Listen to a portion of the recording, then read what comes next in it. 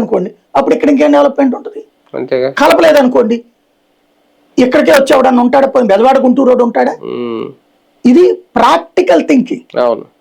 అదే సందర్భంలో ఇప్పుడు అదేదో పొద్దున్న చూసే జ్యోతి చదివిన తర్వాత నాకు ఆ సినిమాలు గుర్తుకొచ్చినాయి. ఆ బిర్లా తర్వాత డిటెక్టివ్ సినిమాలు ఇట్లాంటివి చాలా ఉన్నాయి కదా. పెద్దది అదేదో ఫారెన్లో పెద్ద బిల్డింగు, ఆ బిల్డింగ్ పైనే హెలీప్యాడు, అవి సినిమాల్లో చూసాం. మనం ఇక్కడ ప్రాక్టికల్ గా చూడొచ్చు అట్ట రేపు పొద్దున. 3 star hotels, 4 star hotels, helipad. అంటే మనం భవిష్యత్తులో ప్రతి బిల్డింగ్ వాషింగ్టన్ స్థాయికి ఎదగబోతుంది అమరావతి అని సంతోషపడాలి. అంటే మనం చూస్తామా అవన్నీ? నేను అనేది సంతోషపడాలా. చూడొచ్చు. ఎట్లా అంటే ఆ పార్టీకి సంబంధించిన నాయకులు హెలికాప్టర్ అక్కడ దించుకుంటారేమో, ప్రభుత్వానికి సంబంధించిన కదా. అంతే.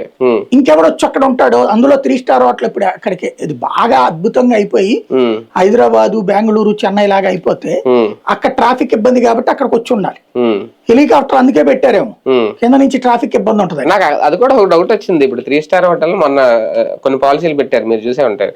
సిఆర్డీఏ సంబంధించి ఒక 15 రూములు ఎప్పుడు వాళ్ళకి ఇచ్చేయాలట, అందులో ఎప్పుడు వాళ్ళ కోసం ఉండాలి, అది కూడా ఫ్రీగా.